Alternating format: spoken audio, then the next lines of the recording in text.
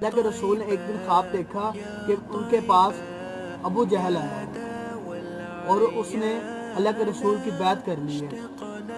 پھر حضرت خالد بن ولید رضی اللہ تعالیٰ عنہ کچھ دیر کے بعد اسلام قبول کرتے ہیں، تو صحابہ کرام کو ایسا لگتا ہے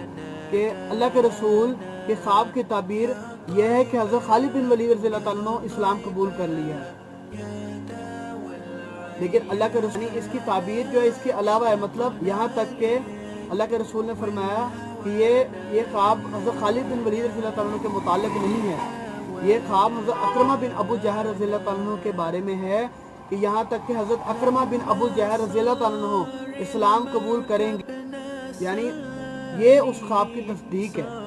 کہ اللہ کے رسول کے خواب میں جو ابو جہل آیا ہے، تو یہ اس خواب کی تصدیق ہے کہ اللہ کے رسول کے پاس ان کا بیٹا ابو جہل کا بیٹا حضرت اکرمہ بن ابو